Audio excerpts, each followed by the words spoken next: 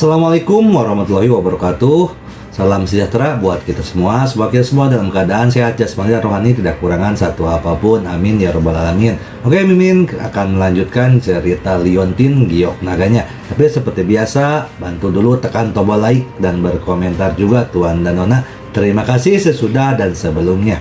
Bab 761 sampai 765. Apakah kamu pikir Tuan Kong benar-benar mencintaimu? Dia hanya memanfaatkanmu. Lu Yingxian menghela nafas, dia menggunakan kamu untuk menyakitiku. Sekarang kamu telah terungkap, aku yakin, dia tidak akan pernah katakan apa saja. Yomei mendengus sedikit, tetapi dia juga tahu bahwa Tuan Muda Kong memanfaatkannya. Namun, Tuan Kong memang bisa memberinya perasaan jatuh cinta yang gila, yang tidak bisa diberikan Lu Yingxian padanya. Oleh karena itu, dia juga bertekad untuk dimanfaatkan oleh Tuan Kong. Tragedi dalam hidupku semuanya disebabkan olehmu. Yumei sedikit menangis. Lu Yingxian menggelengkan kepalanya kesakitan. Lupakan saja. Ayo pergi. Mulai sekarang kamu tidak akan lagi menjadi keluarga Lu saya. Tianping, berikan dia sejumlah uang. Biarkan dia meninggalkan Yu Cheng mulai sekarang. Pengurus rumah tangga Qi di sebelah dia. Tanpa sadar melirik Yu Meiwei, tampaknya ada perasaan yang berarti dalam tampilan itu. Ye Chong tidak mengabaikan poin ini, dan semakin merasa ada yang salah dengan butler Qi. Setelah itu, butler Qi membawa Yu Meiwei pergi. Di dalam ruangan, hanya ayah dan anak dari keluarga Lu dan Ye Chong yang tersisa. Lu tua, kamu harus lebih berhati-hati dengan pengurus rumah tangga ini. Kata Ye Chong, pelayan Qi, dia telah bersamaku selama beberapa dekade, dan dia setia padaku. Kata Lu Yingxian, Ye Chong tidak mengatakan apa-apa lagi. Lagi pula, itu adalah urusan keluarga Lu sendiri, jadi tidak nyaman baginya untuk mengatakan lebih banyak. Setelah itu, Ye Chong pergi, pegunungan beku Siberia yang tertutup salju. Inilah dunia es dan salju sepanjang tahun, tanah beku tidak dapat diakses. Di bawah gunung salju besar, ada pangkalan rahasia, yang merupakan markas besar Zusenmen. Saat ini, di ruang pertemuan inti pangkalan, seorang pria dengan wajah muram sedang duduk di sana.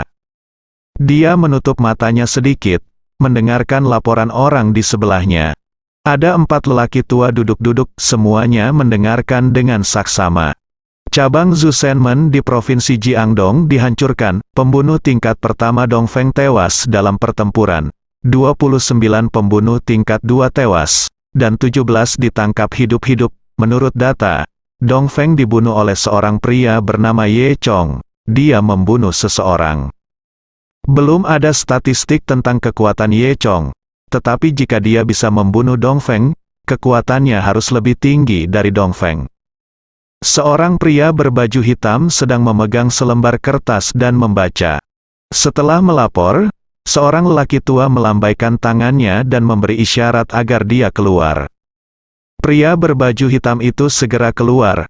Di dalam rumah, hanya tersisa 4 lelaki tua dan 1 lelaki paruh baya. Tuan, kata lelaki tua berbaju biru, tampaknya keterampilan Ye Chong tidak sederhana. Yang lain berkata, Ye Chong telah membunuh dari pembunuh Zusenmen tingkat kelima hingga pembunuh Zusenmen tingkat pertama. Pembunuh super, jika kita tidak menyingkirkannya, bagaimana wajah Zusenmen kita? Pada saat ini, pria parubaya itu membuka matanya. Awalnya, hal sepele seperti itu tidak akan mengganggu ruangan sama sekali. Namun, Ye Chong bertarung habis-habisan, dan sekarang dia telah membuat khawatir kepala Zusenmen. 4 Raja Dharma, kalian pergi bersama dan bawakan aku kembali kepala Ye Chong ini. Kepala Zusenmen berkata dengan suara yang sangat dingin. Keempat lelaki tua itu mengangguk, ya, ayo pergi ke Yu Cheng. Setelah selesai berbicara, keempat lelaki tua itu berdiri bersama, membungkuk kepada tuan pintu, lalu berbalik dan pergi. Pada hari ini, Ye Chong sedang menonton TV di rumah ketika dia menerima telepon dari Xiaoqi. Xiaoqi berkata bahwa keempat bos, Yi Zhangqing, Taisan, Yi Daohong, dan Kuang Batian, semuanya telah mengubah karir mereka menjadi bisnis biasa sekarang. Kami telah membuka klub malam dalam kemitraan, dan baru dibuka hari ini, Ye Chong diundang untuk datang bermain. Ye Chong berpikir dalam hati bahwa dia sudah lama tidak melihat mereka, jadi dia setuju dengan Xiaoqi. Kemudian pada hari itu, Ye Chong pergi ke klub malam yang baru dibuka. Klub malam ini dibuka terang-terangan di tepi sungai Wujiang, di tempat yang setiap jengkal tanahnya mahal, menempati area yang luas. Saat malam tiba, lampu-lampu di sini cemerlang dan berwarna-warni, dan tampaknya menjadi pemandangan indah lainnya di tepi sungai Wujiang.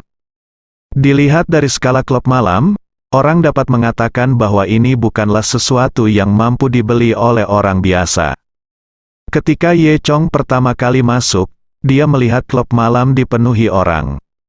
Di lobi klub malam, banyak anak laki-laki dan perempuan menari dengan liar, minum dan mengobrol dengan gembira. Di meja paling dalam, Xiaoqi menjatuhkan seorang pria dan menendangnya. Dan di sampingnya, Kuang Batian, Yi Zhangqing dan yang lainnya menutup mulut dan tertawa. Ye Chong berjalan dengan rasa ingin tahu, apa yang kamu lakukan? Bagaimana kamu memukul seseorang? Xiaoqi sangat senang melihat Ye Chong. Kakak Ye Chong, kamu di sini, bukannya aku ingin mengalahkannya, tapi dia datang untuk membiarkan saya memukul. Xiaoqi menggunakan tubuh Qian Yuan Limi sekarang, dan Qian Yuan Limi adalah kecantikan yang cantik dengan sosok yang baik dan penampilan yang keren dan glamor. Dan pakaian Xiaoqi juga sangat panas, dan dia terlihat sangat mempesona pada kesempatan ini. Oleh karena itu, dari waktu ke waktu, pria akan datang untuk memulai percakapan dengan Xiaoqi, dan beberapa dari mereka akan mengatakan beberapa patah kata, tetapi Xiaoqi melarikan diri. Ada juga beberapa pria yang menganggap dirinya tinggi, tidak hanya tidak menyerah, tetapi bahkan menggunakan tangan mereka. Oleh karena itu, membangkitkan ketidaksabaran Xiaoqi, Xiaoqi memukulinya. Ini sudah menjadi orang ketiga yang dipukul Xiaoqi. Yi Zhangqing berkata sambil tersenyum, "Nyonya ratu kita sangat menyenangkan." Ye Chong tersenyum tanpa berkata-kata, dan duduk di sofa di sebelahnya. Kakak Ye Chong, kami semua telah mendengarkanmu. Sekarang kami telah mengubah karir kami dan menjadi bisnis biasa. Bagaimana klub malam ini dibuka, bukankah itu sangat bagus? Kata Yi Zhangqing, mengedipkan mata pada Ye Chong. Taisan di sebelahnya mendengus dingin, dan mengutuk dalam hatinya, lihatlah wajah jelekmu.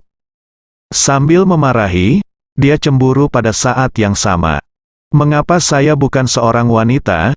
Jika itu seorang wanita, dia pasti akan merayu Ye Chong lebih genit daripada Yi Zhangqing. Ye Chong melihat sekeliling, benar. Dekorasi di sini juga unik, berbeda dari rumah lain. Ini adalah tempat yang cocok untuk anak muda bersenang-senang. Hehe, kakak Ye Chong ingin menghadiahiku. Yi Zhangqing berkata, dan hendak bersandar pada Ye Chong. HMPH, Yi Zhangqing, apakah kamu ingin aku menghadiahimu? Xiaoqi memelototi Yi Zhangqing. Yi Zhangqing terkejut, dan dengan cepat menundukkan kepalanya, tidak berani merayu Ye Chong lagi. Ye Chong memperingatkan semua orang, klub malam diperbolehkan, tetapi narkoba tidak diperbolehkan masuk. Apakah kamu mengerti? Semua orang mengangguk, juga, wanita dari keluarga baik tidak bisa dipaksa. Tentu saja, untuk hal lain, aku tidak punya kendali atas mereka. Kata Ye Chong. Yi Zhangqing mengangguk, kakak Ye Chong. Jangan khawatir, kita semua adalah pebisnis yang serius sekarang. Pria dan wanita, pria itu adalah Kong San Gongxi. Namun, wanita yang dipegang Kong Sangong bukanlah Qin Meier. Itu adalah wanita cantik yang mengenakan pakaian indah. Kong Sanzi masuk dengan penuh kemenangan, tetapi tidak menemukan Ye Chong. Ketika Ye Chong melihat Tuan Kong San masuk, dia terkekeh. Anak ini bahkan tidak memiliki kemampuan untuk menjadi laki-laki, dan dia masih bermain-main di luar. Tuan Kong San telah memprovokasi Ye Chong beberapa kali, tetapi Ye Chong tidak punya waktu untuk memperhatikannya. Hanya memanfaatkan kesempatan ini, dia bersenang-senang dengan tuan muda Kong San ini. Memikirkan hal ini, dia menatap Yi Zhangqing. Yi Zhangqing segera mengerti, berkedip pada Ye Chong, dan kemudian menghilang ke kerumunan. 1 jam kemudian, sebuah video eksplosif muncul di media utama dan situs jejaring sosial arus utama di Yucheng. Dalam video itu, ada seorang pria dan seorang wanita. Keduanya datang ke kamar pribadi mewah kelas atas di klub malam. Ada kolam renang independen di kamar pribadi. Saya melihat mereka melepas pakaian mereka, dan pria itu memeluk wanita itu dan melompat ke kolam. Kemudian keduanya bermesraan di kolam renang.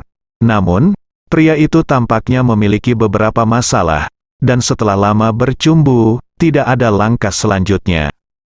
Kemudian, pria tersebut mengikat wanita tersebut ke tempat tidur, dan mengeluarkan berbagai peralatan dari tas punggungnya. Yang terjadi selanjutnya adalah pemukulan yang gila-gilaan, dan pemandangannya mengerikan. Dan pria yang terkenal di Yucheng ini tidak lain adalah Kong Sangong. Adegan ini sebanding dengan blockbuster. Kali ini, Kong Sangong menjadi selebritas besar di kalangan generasi kedua kaya Yucheng. Keluarga Kang, setelah melihat video itu, Kang Jie mendengus dingin. Yang termuda dari keluarga Kong adalah pemborosan, sesuatu tanpa wajah. Seseorang mengambil video semacam ini, dia mencibir dan membuang telepon ke samping. Hei, aku sudah lama mengatakannya. Yang termuda dari keluarga Kong itu seperti perempuan jalang. Ternyata itu benar. Kali ini, wajah keluarga Kong benar-benar memalukan. Lucu sekali. Setelah melihat video, Lu Tianping tidak bisa menahan tawa. Dia juga membuat panggilan khusus ke Ye Chong. Dia tidak tahu bahwa video ini adalah mahakarya Ye Chong. Saat ini, keluarga Kong juga melihat video ini. Kong Linlong sangat marah sehingga dia menjatuhkan tablet itu ke tanah. Berdiri di sampingnya adalah Tuan Muda Kong. Tuan Muda Kong mengenakan kacamata berbingkai emas. Meskipun wajahnya tanpa ekspresi, ada kilatan sombong di matanya. Sialan, cepat tangkap bajingan ini, Kong Linlong memarahi. Dengar, aku tidak akan mematahkan kakinya. Di bawah pengelolaan keluarga Kong, Kong Sangong dibentuk menjadi citra pria yang baik. Dia dan Qin Meyer adalah pasangan yang sempurna di depan dunia luar. Identitas Qin Meyer sebelumnya tidak membangkitkan lidah publik, tetapi malah mengubah tuan muda ketiga Kong menjadi orang yang dia cintai dan memenangkan banyak niat baik. Beri Kong San banyak poin. Tapi kali ini, pria tuan Kong membalikkan mobilnya, dan semua orang akhirnya melihat wajah asli Tuan Kong. Keluarga Konfusius akan sangat kecewa dengan hal ini. Saat ini, Tuan Kong San tidak mengetahuinya, dia sedang berbaring di tempat tidur dengan wanita seksi itu. Tuan Kong San bersandar di kepala tempat tidur, memegang wanita itu dengan satu tangan, dan merokok dengan tangan lainnya. Wanita itu memiliki bekas luka di sekujur tubuhnya. Tetapi dia sangat menginginkan uang itu.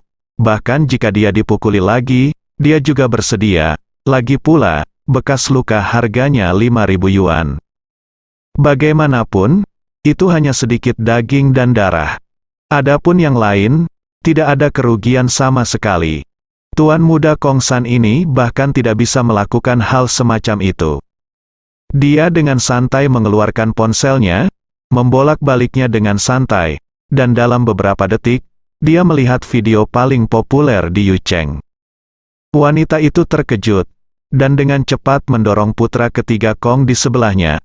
Kong, saudara Kong San, lihat, ini, bukankah ini kita, putra ketiga Kong?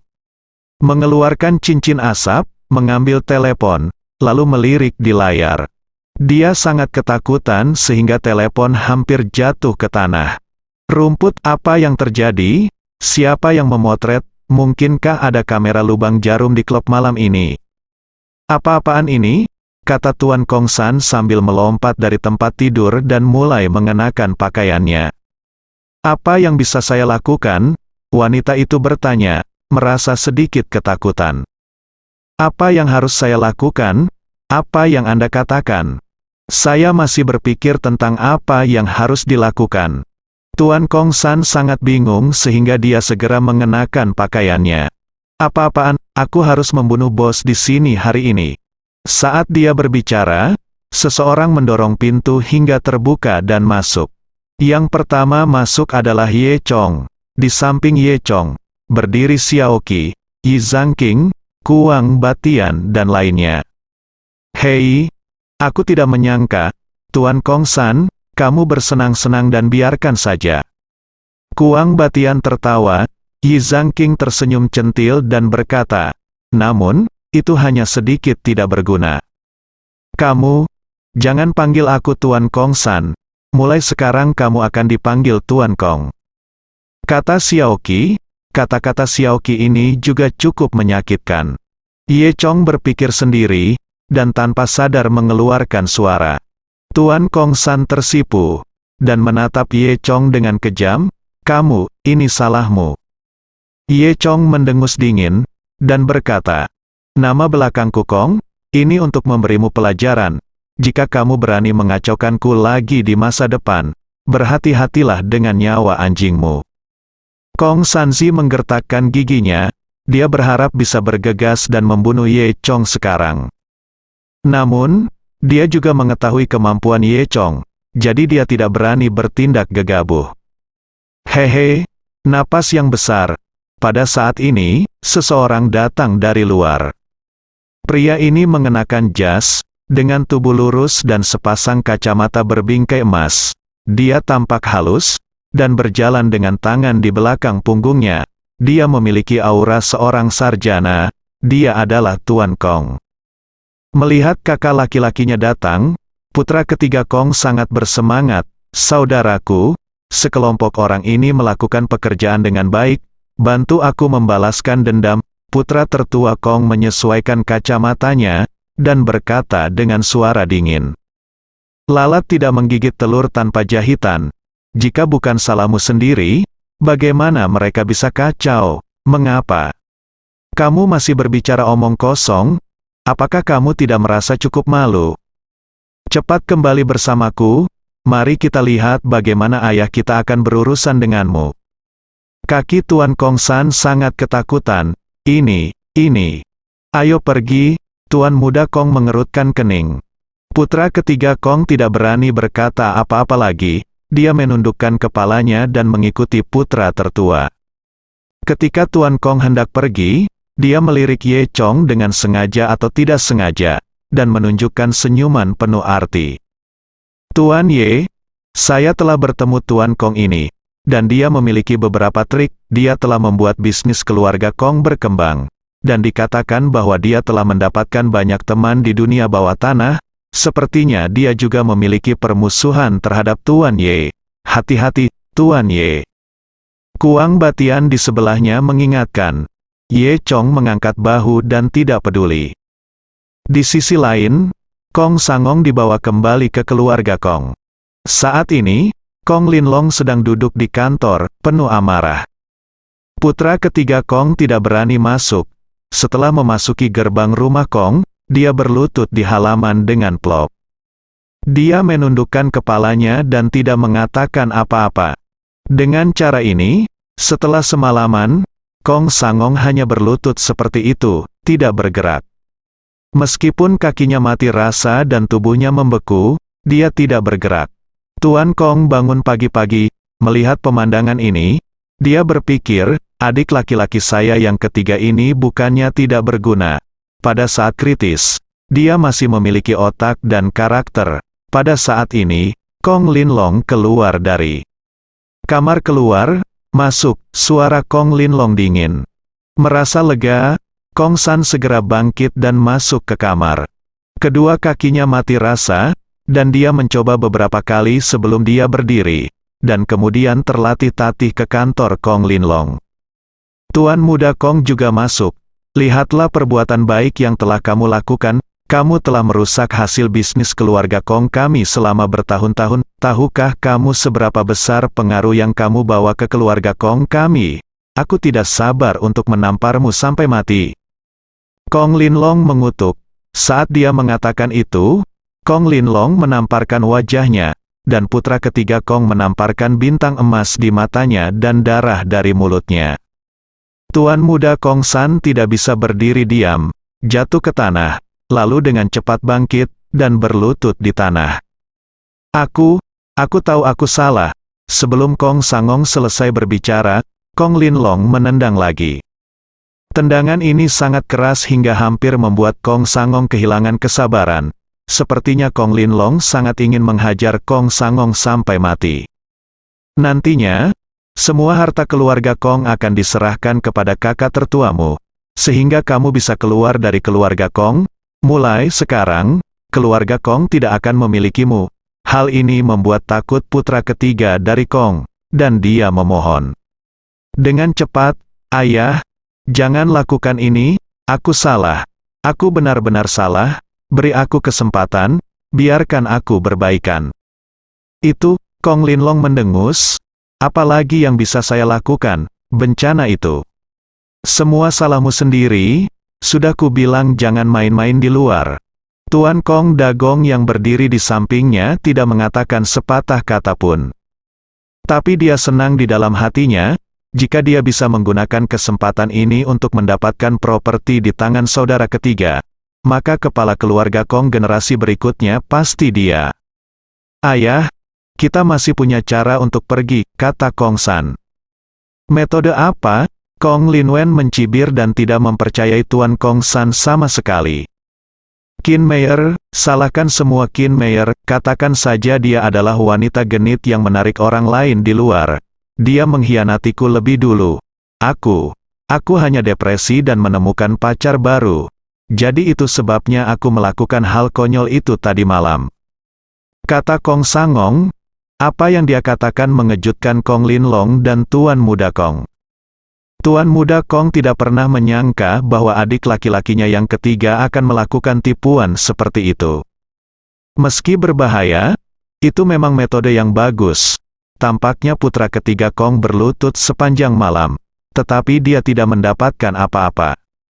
Nada Kong Linlong melunak, ini cara yang bagus, sangat bagus, seperti kata pepatah, tidak ada racun dan tidak ada suami. Saat ini, saya hanya bisa mengorbankan Qin Meier. Nyatanya, putra ketiga Kong masih memiliki banyak kasih sayang untuk Qin Meier dari, bagaimanapun, Qin Meier ini sangat cantik, dan dia patuh dan berbakti kepada putra ketiga Kong, dan telah banyak membantu putra ketiga. Tapi tidak mungkin, saat ini, siapapun itu, Kong Sangong akan berkorban, asalkan dia bisa menjaga dirinya sendiri. Melihat Kong Linlong menyetujui rencananya, putra ketiga Kong mau tidak mau diam-diam menghela nafas lega. Saat ini, Qin Meier tidak tahu apa-apa tentang momen ini. Dia sedang duduk di kamar, menonton video Tuan Muda Kong San. Suasana hatinya sangat rumit, ada amarah, lebih sedih dan sedih. Dia tidak menyangka Tuan Kong San adalah orang seperti itu. Dan dia sedih karena dia sedih untuk dirinya sendiri. Dia bisa dianggap sebagai kecantikan alami, tapi secara emosional, dia sangat tidak bahagia. Dia tidak menyukai suami pertamanya, dan dia sering melecehkannya di rumah. Kemudian dia secara pribadi berpartisipasi dalam pembunuhan suami pertamanya. Kemudian, dia menemukan Tuan Kong San, yang telah memperlakukannya dengan sangat baik. Dan Qin Meier juga membayar perasaannya yang sebenarnya kepada Kong Sangong, dan benar-benar memberikan seluruh hidupnya untuk Kong Sangong. Tapi saya tidak menyangka Tuan Kong San akan melakukan hal seperti itu di belakang punggungnya. Faktanya, Qin Meier tidak meninggalkannya bahkan ketika Tuan Muda ketiga Kong dihapuskan dan hanya bisa memuaskan dirinya sendiri melalui pelecehan. Masih memikirkan Kong Sanzi dengan sepenuh hati. Tanpa diduga, yang menunggunya adalah pengkhianatan Tuan Kong San pada akhirnya. Qin Meier berpikir lama, suasana hatinya sangat rumit. Pada saat ini, Kong Sangong mengetuk pintu dan masuk ke kamar Qin Meier. "Meier, aku, tuan muda ketiga." Kong memiliki cahaya yang berarti di matanya. Qin Meier benar-benar membenci Tuan Kong San barusan, dan berharap dia bisa menjauh dari sini. Namun, saat melihat penampilan Tuan muda Kong San, hatinya kembali melunak. "Lupakan saja, saudara ketiga. Jangan bicarakan masalah ini. Jangan lakukan itu lagi di masa depan.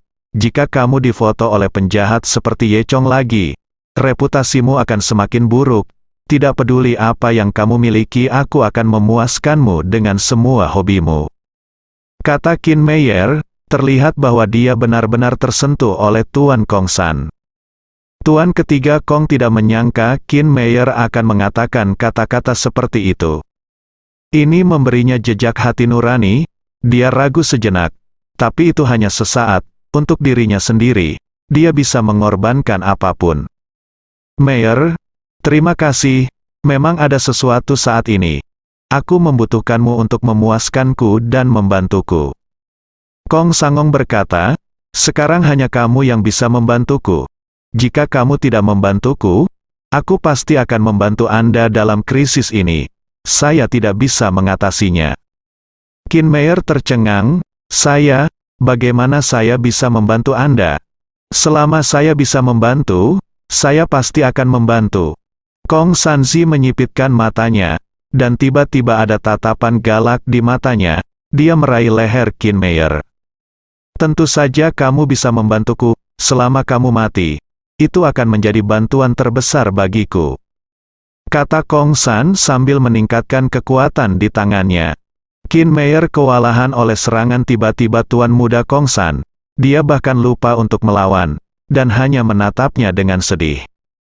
Dia merasakan lehernya semakin kencang, dan wajahnya yang cantik sudah memerah. Dia memandang Tuan muda Kong San dengan tidak percaya. Dia tidak menyangka bahwa setelah dia mengabdikan dirinya dengan sepenuh hati, dia akan mendapatkan hasil seperti itu. Qin Meier benar-benar putus asa, dan tidak ada yang lebih buruk dari patah hati. Dia berpikir bahwa dia mungkin juga mati, jadi dia tidak melawan sama sekali. 2 menit kemudian, tubuh Qin Meier menegang dan jatuh ke tanah. Meski sudah meninggal, air mata masih mengalir dari sudut matanya. Sore itu, keluarga Kong mengeluarkan pernyataan. "Kemarin, insiden konyol Tuan Kong semuanya disebabkan oleh pacar Tuan Kong. Qin Meier ini adalah seorang wanita genit. Dia sedang mencari seorang pria di luar, tetapi ditabrak oleh Kong Sangong, yang melakukan hal-hal yang tidak masuk akal karena suasana hati yang buruk. Di sini, keluarga Kong ingin meminta maaf kepada seluruh warga Yu Cheng." Setelah kejadian itu terungkap, Qin Meier bunuh diri karena malu dan malu. Semula, sasaran kecaman publik tertuju pada Kong Sangong. Sekarang, setelah semua orang mengetahui alasannya, mereka secara bertahap memaafkan Tuan Kong San. Ditambah dengan bantuan Angkatan Laut, semua orang menuding Qin Meier. Setelah kematian Qin Meier, dia masih akan dikritik oleh netizen yang kasar, yang sangat menyedihkan. Kemudian, putra ketiga Kong berdiri dan mengeluarkan pernyataan, "Saya bingung sesaat. Meskipun Qin Meier menyakiti saya, bagaimanapun juga kami masih memiliki perasaan. Saya akan mengubur tubuhnya dengan hormat." Putra ketiga Kong meledak menangis. Terlihat, untuk menyimpan banyak niat baik, ketika Ye Chong melihat berita itu, dia tidak bisa menahan diri untuk tidak menggelengkan kepalanya. Dia menghela nafas untuk Qin Meier. Meskipun Qin Meier selalu menentang Ye Chong, itu bisa dimengerti. Lagi pula, Ye Chong membunuh Qin Yulong, adik laki-laki Qin Meier. Meskipun Qin Yulong pantas mendapatkan kematiannya, tidak ada salahnya Qin Meier membalaskan dendam adik laki-lakinya. Itu sebabnya Qin Meier berurusan dengan Ye Chong beberapa kali, dan Ye Chong tidak peduli seperti Qin Meier. Dia tidak menyangka kali ini, dia akan berurusan dengan Tuan Kong San, tetapi Qin Meier secara tidak langsung terbunuh. Ye Chong menggelengkan kepalanya, dan berkata pada dirinya sendiri, Kin Meyer ini cukup menyedihkan, dia percaya pada pria yang salah. Di sisi tuan muda ketiga Kong, dia mendapat kelonggaran, dan dia semakin membenci Ye Chong, berharap dia bisa segera membunuh Ye Chong. Namun, dia juga telah mengalami keterampilan Ye Chong, dan dia benar-benar tidak memiliki cara yang baik untuk menghadapi Ye Chong. Khawatir di rumah, tiba-tiba pengurus rumah mengatakan ada 4 orang tua yang ingin menjenguknya. Putra ketiga Kong agak aneh, tetapi dia tetap pergi menemui keempat lelaki tua itu. Di ruang VIP keluarga Kong, ada 4 lelaki tua duduk. Keempat lelaki tua ini mengenakan pakaian ungu, emas, putih dan biru. Mereka adalah 4 Raja Zusenman, Raja Anjing Golden Retriever, Raja Ular Baju Ungu, Raja Sparrow Alis Putih, dan Raja Burung Sayap Biru. Mereka datang untuk membunuh Ye Chong atas perintah penguasa Zusenman. Tuan muda ketiga Kong masuk dan terkejut dengan temperamen keempat orang ini. Dalam cuaca yang sangat panas, dia merasa sedikit kedinginan. 4. Bolehkah saya bertanya siapa Anda? Tuan Kong ketiga tidak berani tidak sopan. Raja Burung Bersayap Biru berkata, tidak peduli. Siapa kita? Tujuan kita adalah untuk membunuh Ye Chong, kata Raja Anjing Golden Retriever. Lalu, tanya Kong San. Lalu, serahkan pada kami, kata Raja Sparrow Beralis Putih. Putra ketiga Kong tampak agak ragu-ragu, ini Ye Chong sangat cakap, maknanya jelas, dan dia khawatir keempat lelaki tua itu tidak akan bisa berurusan dengan Ye Chong. Keempat lelaki tua itu tertawa, apakah kamu melihatnya? Anak ini sepertinya tidak percaya pada kekuatan kita, kata Raja Anjing Golden Retriever. Hei, itu benar, Pak Tua King, kenapa kamu tidak menunjukkan sesuatu padanya? Raja Ular Zishan tertawa, baiklah, beritahu dia betapa kuatnya pria itu, atau kita 4 orang tua akan dipandang rendah oleh orang lain. Kata Raja Burung Bersayap Biru. Dengan mengatakan itu, mereka berempat berjalan keluar. Tuan muda Kong San ragu-ragu selama 2 detik, dan mengikutinya keluar dari pintu. Semua orang datang ke halaman besar keluarga Kong. Di halaman, terdengar suara mobil SUV hitam Tuan Kong Sangong di sampingnya. Saya melihat bahwa Raja Anjing Golden Retriever meraung dengan marah, dan kemudian meninju. Bang, sebuah pukulan menghantam mobil. Namun, meski terdengar nyaring, permukaan mobil tidak rusak sama sekali. Tuan Kong San melihatnya lama sekali, dan melihat bahwa tidak ada yang salah dengan penampilan mobilnya, bahkan tidak sedikit pun penyok. Dia memandang Raja Anjing Emas dengan curiga. Raja Anjing Golden Retriever terkekeh. Buka pintu mobil dan lihatlah. Tuan Kong San membuka pintu mobil dengan rasa ingin tahu, dan dia tertegun sejenak. Saya melihat jok, interior, dan setir di dalam pintu, semuanya berubah menjadi bubuk. Mobil saat ini, tetapi hanya cangkang yang tersisa. Dan kungfu mengalahkan sapi melintasi gunung sungguh menakjubkan. Tuan Kong San sangat kagum, orang tua, kamu benar-benar seorang master. Pada saat ini, beberapa burung gagak memanggil dari pohon terdekat. Raja Burung Pipit Alis Putih terkekeh, dan berkata, binatang buas ini terlalu berisik dan menyebalkan. Tuan Kong San sudah terintimidasi oleh Raja Anjing Berambut Emas, dan dia tidak berani lancang kepada beberapa orang. Dia buru-buru berkata, jangan marah. Tuan Bai, saya akan membuat orang mengusir burung gagak ini sekarang. Kemudian, dia mengulurkan 3 jari, dan dengan keras, dia memasukkannya ke dalam batang pohon. Ketiga jarinya benar-benar terendam di batang pohon. Dengan suara klik, Sparrow King Beralis Putih memutar telapak tangannya dan menarik potongan besar dari batang pohon. Batangnya kehilangan satu bagian dan tidak dapat menopangnya, sehingga seluruh pohon yang menjulang tinggi itu patah di tengah dan jatuh ke satu sisi. Beberapa burung gagak terbang ketakutan. Langkah ini mengejutkan tuan muda ketiga Kong lagi. Raja Anjing Golden Retriever terkekeh, Bagaimana dengan Ye Chong? Tuan Kong San ketakutan dan bersemangat. Yang mengerikan adalah bahwa kekuatan keempat lelaki tua ini benar-benar terlalu kuat. Dengan gembira, dengan keempat lelaki tua ini, Ye Chong pasti akan mati. Sikap Tuan Kong San menjadi sangat hormat. Empat pria tua. Saya telah meyakinkan Anda, itu adalah mata anjing saya yang memandang rendah orang. Saya meragukan kemampuan Anda, dengan Anda, Ye Chong pasti akan mati. Saya akan pergi ke sana di sore. Atur, sore itu, Wujiang. Di kedua sisi sungai Wujiang, secara bertahap berkembang menjadi pusat komersial paling makmur di Yucheng. Sepanjang sungai, ada banyak hal untuk makan, minum dan bersenang-senang di kedua sisi sungai. Yang paling populer adalah perahu nelayan Wujiang. Sangat menyenangkan menyewa perahu nelayan dan menyusuri sungai Wujiang untuk menikmati pemandangan di kedua sisinya.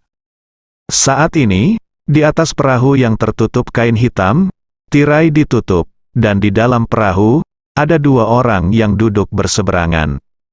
Salah satunya adalah putra ketiga Kong, dan yang lainnya adalah seorang lelaki tua berusia 60-an, yang merupakan pengurus rumah tangga Qi dari keluarga Lu. Itu akan berhasil, siapa tahu. Ye Chong datang tiba-tiba. Anak ini sangat ahli dalam pengobatan, dan dia menyembuhkan racun Lulao. Qi Butler menjelaskan. Kong Sanzi menyipitkan matanya dengan dingin. Adegan keracunan keluarga Lu sebenarnya diatur oleh Kong Sangong. Karena fakta bahwa keluarga Lu mendukung Ye Chong di pelelangan, Tuan Kong San menyimpan dendam terhadap keluarga Lu, dan sudah lama ingin berurusan dengan keluarga Lu.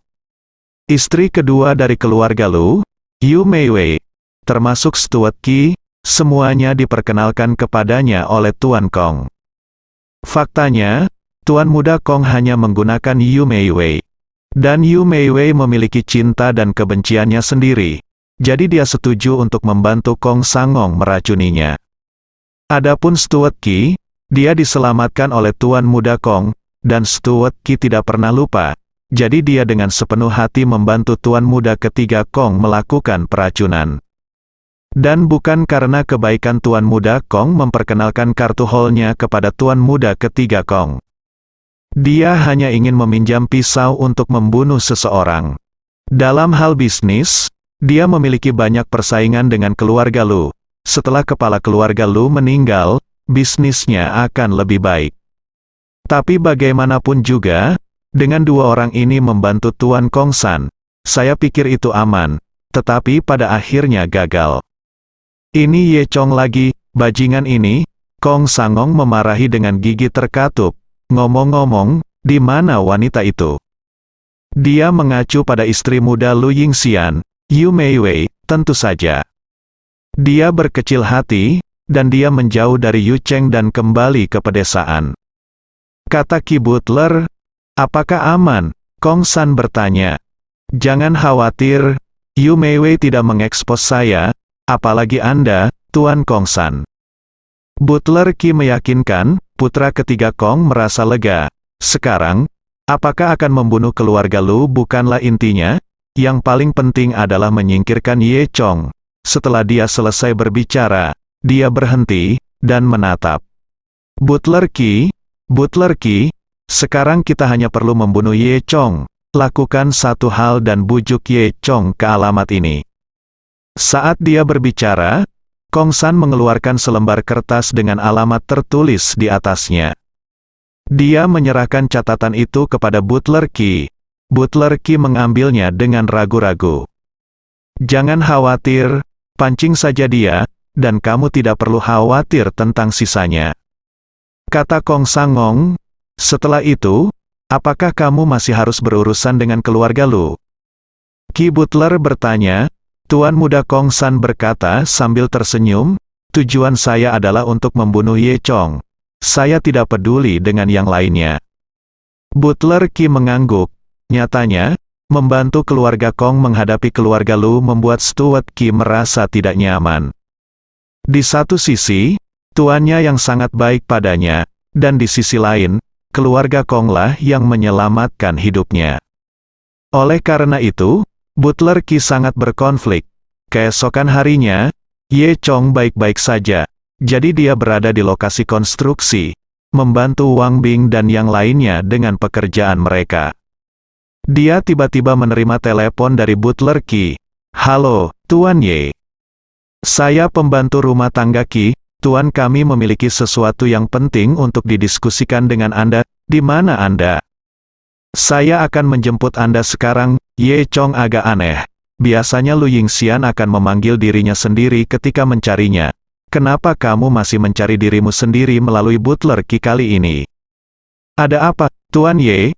Ini sangat mendesak. Anda akan tahu kapan Anda tiba. Saya akan menjemput Anda sekarang, sendiri," kata Ye Chong. Tidak Tuan Ye. Tempat pertemuan kali ini bukan di rumah Lu, tetapi di tempat rahasia. Tuan ingin bertemu denganmu secara diam-diam." Mendengar ini, Ye Chong merasa sedikit aneh. Dia sudah lama tertarik dengan ini pengurus rumah tangga Qi. Keraguan. Ye Chong berpikir sendiri, jadi dia hanya setuju. Mari kita lihat trik apa yang bisa dia lakukan. "Oke, ayolah." 1 jam kemudian, Stuart Qi menyetir untuk menjemput Ye Chong. Kemudian, Stuart Qi melaju menuju pinggiran timur Yucheng. Ye Chong tidak peduli. Dia mengobrol santai dengan Butler Qi. "Ngomong-ngomong, bagaimana kabar wanita itu?" Ye Chong bertanya.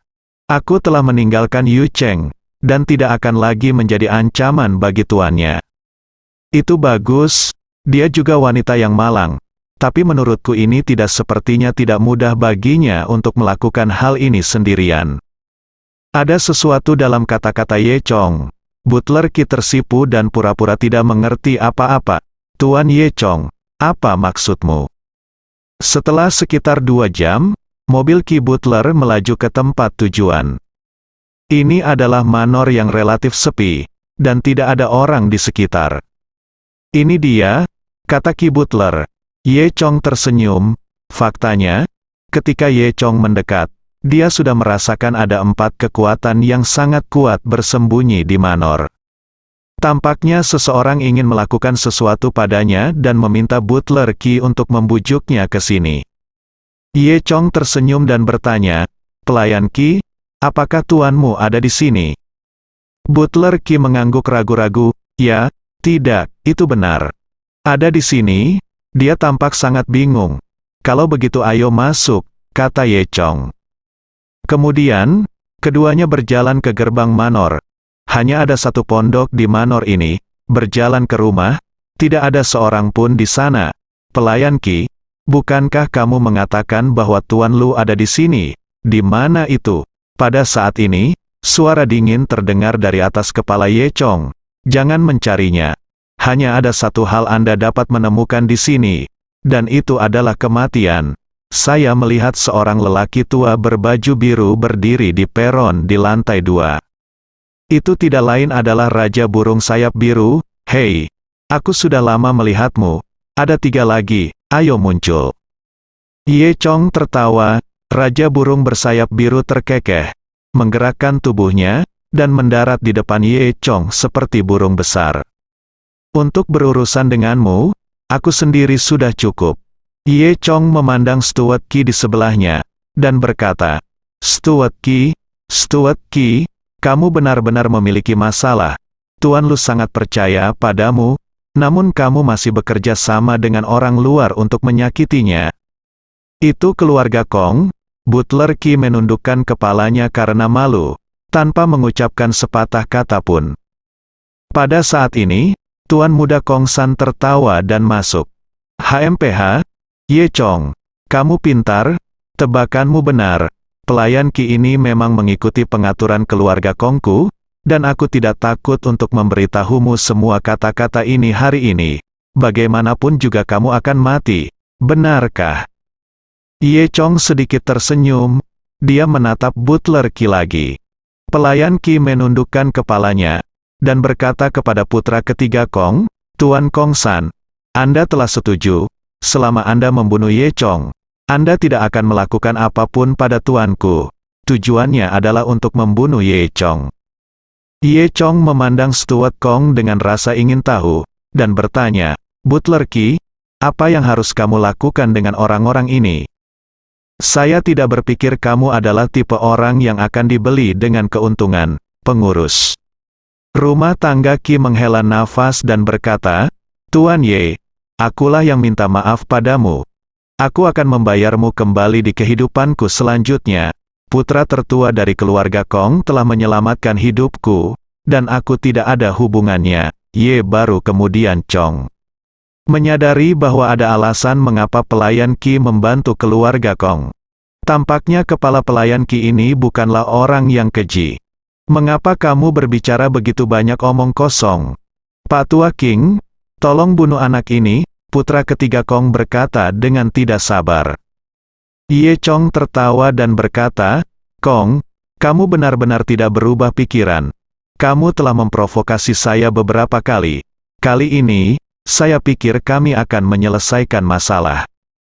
Tuan Kong San menyipitkan matanya dan berkata dengan kejam, Ye Chong, kamu harus membayar apa yang terjadi sebelumnya. Hari ini akan membunuh anjingmu. Tergantung kamu, kata Ye Chong dengan nada menghina. Kong San mencibir, haha, Ye Chong, kamu tidak harus gila, ada orang tua dan muda di sini hari ini. Mari kita lihat yang terakhir. Siapa itu? Ye Chong menatap Raja Burung bersayap biru dan bertanya, apakah kamu pembantu yang ditemukan keluarga Kong? Meskipun hari itu panas, Raja Burung bersayap biru mengenakan jubah biru di belakang punggungnya, dan dia berpakaian sangat aneh. Raja Burung bersayap biru menggelengkan kepalanya, dan berkata sambil tersenyum, hal-hal seperti apa keluarga Kong itu? Bisakah Anda mendukung kami? Izinkan saya memberitahu Anda, saya adalah salah satu dari 4 penjaga Zusenmen, Raja Biru, Burung bersayap. Pintu? Ye Chong mengerti. Ternyata itu adalah pembunuh Zusenmen. Nak, aku tidak bisa melihatnya. Kamu memiliki kekuatan seperti itu? Kamu dapat membunuh begitu banyak pembunuh dari Zusenmen kami, dan kamu bahkan membiarkanmu membunuh Dongfeng, pembunuh tingkat pertama. Raja Burung bersayap biru menatap Ye Chong dan bawah. Ye Chong tersenyum dan berkata, tidak hanya untuk membunuh pembunuh tingkat pertama. Hari ini, aku juga ingin membunuhmu, sang pelindung. Segera setelah itu, Raja Burung bersayap biru terbang dengan postur yang sangat aneh, persis seperti burung besar. Saya melihat bahwa Raja Burung bersayap biru tiba-tiba terbang ke atas kepala Ye Chong, lalu menukik ke bawah seperti gunung Tai, dan menabrak bagian atas kepala Ye Chong. Kungfu Raja Burung bersayap biru ini tidak kalah dengan Dongfeng. Namun, bagaimanapun, dia belum mencapai ranah seorang pejuang. Selama dia belum melampaui orang biasa dan melangkah ke ranah pejuang sejati, maka bagi Ye Chong, kekuatan tempur lawan hanyalah perbandingan antara bayi dan orang dewasa. Oleh karena itu, Ye Chong menolak serangan Raja Burung bersayap biru.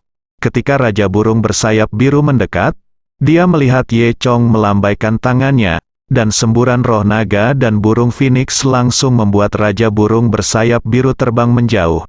Blue Wingbird King seperti bola hijau, dan Ye Chong menamparnya, seperti lalat. Ye Chong tersenyum dan berkata, dengan kemampuan ini, apakah Raja Burung bersayap biru itu? Akan lebih tepat untuk memanggil Blue Wing Lord of the Fleece, bersambung.